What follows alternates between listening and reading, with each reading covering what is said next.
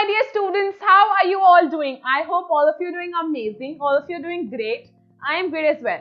I am Nandini, your educator and mentor at LearnKaro. Political Science Book 2 start हो गई है. Part 1 of Chapter 1 which is Challenges of Nation upload हो चुका है. आपने check नहीं किया है, जाकर चेक कर सकते हो. This is Part 2. उसमें हम ऑलरेडी कवर कर चुके हैं क्या क्या partition we have started with the topic partition, उसकी रिहैबिलिटेशन और कॉन्सिक्वेंसेस और सरदार वल्लभ भाई पटेल के बारे में हम इस वीडियो में कवर करेंगे. ऑलराइट, सो लेट अस स्टार्ट. चलो ठीक है, अब कॉन्सिक्वेंसेस ऑफ पार्टीशन पढ़ते हैं. पार्टीशन कैसे हुआ था, क्या हुआ था, पिछली वीडियो में ऑलरेडी कवर कर चुके हैं. कैसे एक नहीं मतलब पाकिस्तान एंड इंडिया को कैसे इंडिया को कहा गया था कि India has to be Hindu majority and Pakistan has to be Muslim majority country, ये कहा गया था ना. अब कुछ कॉन्सिक्वेंसेस भी थे पार्टीशन के, तो मेरे साथ पढ़ो. 1947 जो ईयर था was largest year that was unplanned थी हमारी इंडिपेंडेंस. कुछ नहीं पता था, एकदम कह दिया गया था पाकिस्तान अलग है, इंडिया अलग है. So this all of it was unplanned and tragic मतलब बहुत दुखद, दुख से भरा हुआ.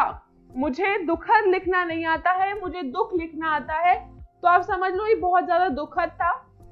वेरी सैड, वेरी ट्रेजिक, बहुत ही पेनफुल. देयर वर किलिंग्स, लोगों को मार रहे थे. Violence, too much of violence, बहुत chaos था, बहुत लड़ाई थी. वायलेंस, किलिंग्स, atrocities मतलब cruelty, brutality, atrocities on both sides of the border. India में भी as well as पाकिस्तान में भी, both sides of border में. फिर they traveled to other side of the new border by all sorts of means.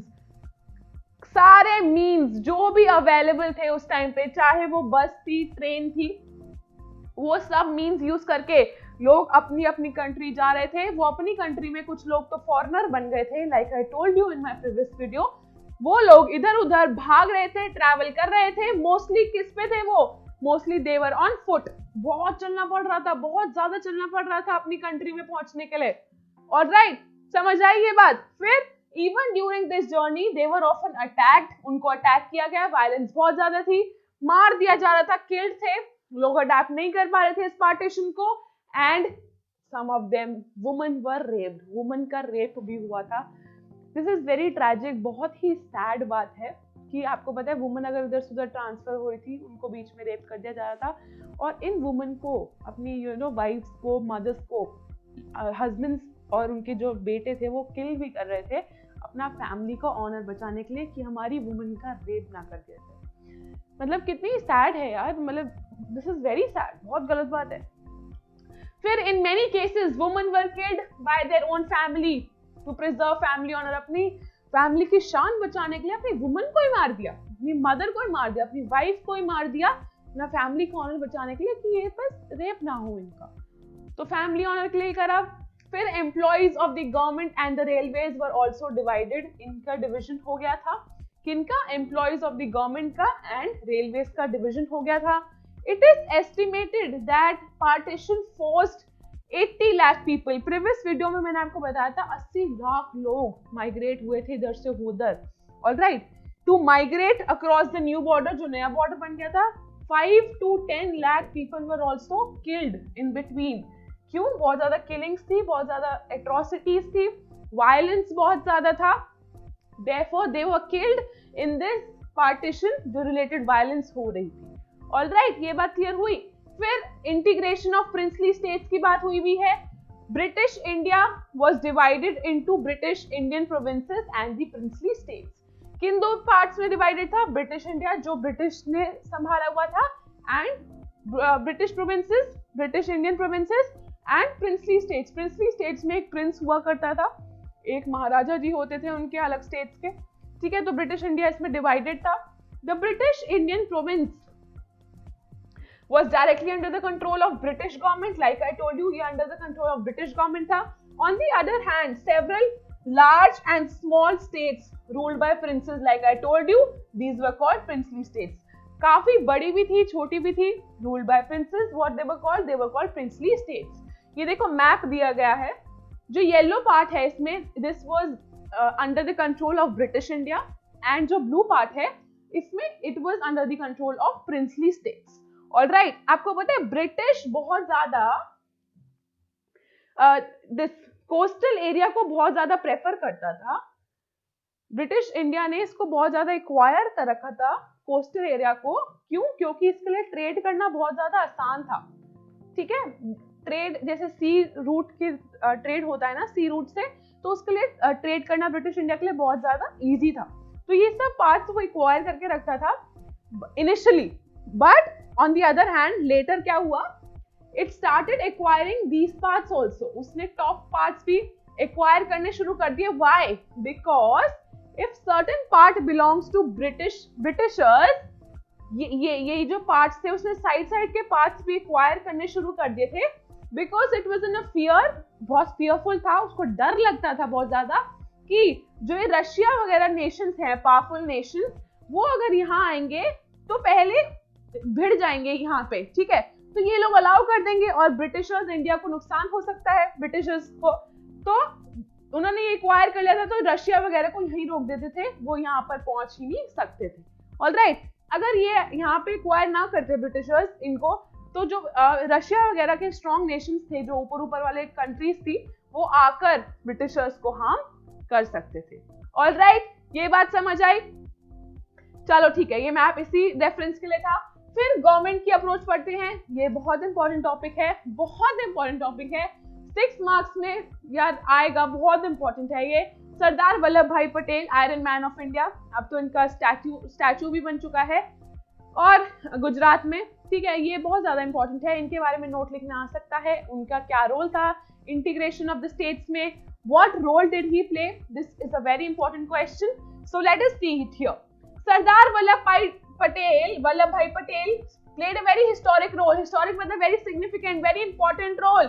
तो आ सकता है analyze what kind of role was played by Sardar Vallabh भाई पटेल। ये क्वेश्चन 4 मार्क्स 6 मार्क्स में भी आ सकता है। आपको सरदार वल्लभ भाई पटेल के बारे में बहुत अच्छे से पढ़ना पड़ेगा। He played a very historic role, very important, very significant role in negotiating with the rulers of princely states। इसने जो रूलर्स थे, प्रिंसेस थे प्रिंसली स्टेट्स के, उनके साथ बहुत ज्यादा नेगोशिएट किया था, negotiating and bringing most of them into the Indian union, that you come and be a part of Indian union. Indian union का पार्ट बने आप, और इसका मेन काम तो सरदार वल्लभ भाई पटेल ने मेनली सबको जोड़ा था। ही was the deputy prime minister, ठीक है, deputy not deputy PM, he was the deputy minister of India. ठीक है, देखो इनका कहीं लिखा होगा डेप्यूटी, ठीक है, मेरे से सुन लो, होम मिनिस्टर भी थे एंड डेप्यूटी प्राइम मिनिस्टर भी थे। वो डेप्यूटी प्राइम मिनिस्टर भी थे, डेप्यूटी मिनिस्टर नहीं होता, deputy prime minister, deputy prime minister भी थे एंड होम मिनिस्टर भी थे। The people of most of the princely states clearly wanted to become a part of Indian Union। princely states, जो छोटी स्टेट्स थी, छोटी बड़ी जो स्टेट्स थी, जो प्रिंसेस रूल करते थे उसको, they were very much interested to be a part of Indian and not of Pakistan। वो इंडिया का पार्ट बनना चाहते थे, इंडियन यूनियन का पार्ट बनना चाहते थे। तो किसने बहुत ज्यादा इंपॉर्टेंट रोल प्ले किया था? सरदार वल्लभ भाई Patel played a very important role, बहुत important role. Government was prepare to be flexible. Government ने इतना किया कि चलो हम फ्लेक्सिबल रहेंगे, कि आपको थोड़ी ऑटोनॉमी मिलेगी, आप इंडिपेंडेंट रह सकते हैं, ये ऑटोनॉमस रह सकते हो। ऑटोनॉमी किसको दी थी? कुछ रीजन्स को दी थी, सम रीजन्स को ऑटोनॉमी भी दी थी। Rulers were not wanted to join and they had to be forced. कुछ रूलर्स नहीं ज्वाइन करना चाहते थे, on the other hand बहुत सारे रूलर्स ज्वाइन भी करना चाहते थे, but there were some rulers who didn't want to join India, but they were forced to join। all right, उनको थोड़ा सा फोर्स भी किया गया था, but some of them didn't want to join at all। all right, ये clear हुआ है? all right, आगे देखते हैं। the first deputy PM, like I told you, he was also home minister, first home minister also थे ये India के, सरदार वल्लभ भाई Patel. he emerged as a major leader of freedom movement। ठीक है, ये लाइन बहुत ध्यान से पढ़नी पड़ेगी, ये सब हमें लिख कर आना है, याद करना है इसको, चाहे मेरे साथ याद करो। First deputy PM, home minister भी थे, सरदार वल्लभ भाई Patel emerged as a major leader, बहुत ज्यादा इंपॉर्टेंट, सिग्निफिकेंट, हिस्टोरिक रोल था।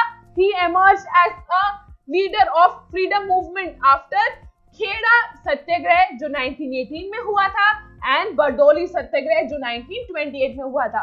हिस्ट्री में पढ़ा है, बहुत अच्छी बात है, रिलेट कर सकते हो तो बहुत अच्छी बात है, नहीं तो मेरे साथ पढ़ो। दो चीजें थी, दो मूवमेंट्स थे, खेड़ा सत्याग्रह था 1918 में, फिर बरदौली सत्याग्रह था जो 1928 में था। ठीक है, तो हमने फर्स्ट पॉइंट कौन सा पढ़ा? डेप्यूटी पीएम थे, होम मिनिस्टर भी थे। सरदार वल्लभ भाई Patel emerged as a very important leader, बहुत ज्यादा इंपॉर्टेंट थे, इंटीग्रेशन में काम किया था उन्होंने, इंटीग्रेशन मतलब यूनाइट करना लोगों को, and he was a very important leader for the freedom movement of what? Kheda Satyagraha 1918 का, 1928 का बरदौली सत्याग्रह। ठीक है, ये पॉइंट हमें याद हो गया, एक पॉइंट याद हो गया, चलो ठीक है। Eight the time of independence the problem of integration, हमें पता है, हमने चैलेंजेस पढ़े हुए हैं, हमें मत बताओ, हमें पता है इंटीग्रेशन यूनाइटेड करना था, यूनाइट करना था पूरे नेशन को। जो रिलीजन वैरायटीज थी, लैंग्वेजेस के ऊपर, कल्चर, हेरिटेज सब अलग था, तो हमें इंटीग्रेट करना था। फिर at the time of independence problem of integration was there was a challenge definitely of princely states was a big challenge. जो प्रिंस रूलर्स थे उनको इंटीग्रेट करना एक बहुत बड़ा चैलेंज था फॉर द नेशनल यूनिटी के लिए and integrity of India, to integrate people, उनको यूनाइट करने के लिए। It was very important task. Under such difficult times Sardar Patel undertook the daunting task of uniting all the 565 princely states. कितनी princely states थी? 565 princely states थे। daunting मतलब होता है, daunting यहाँ पे कहीं लिखा हुआ था ना, daunting task मतलब होता है a task which is intimidating, difficult, कठिन, all right।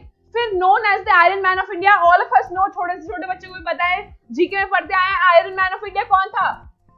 Sardar Vallabhbhai Patel. Patel's approach to the question of merger of princely states into independent India was very clear. He was very clear of the fact that he has to integrate these 565 princely states into India. उसको merge करना है, integrate करना है, सबको आपस में unite करना है। He was not in favor of compromise with the territorial integrity of India. वो कोई compromise नहीं करना चाहता था, वो अपने vision के साथ बहुत ज्यादा clear था। He didn't want to compromise with anything. Alright, so he was not in favor of compromising.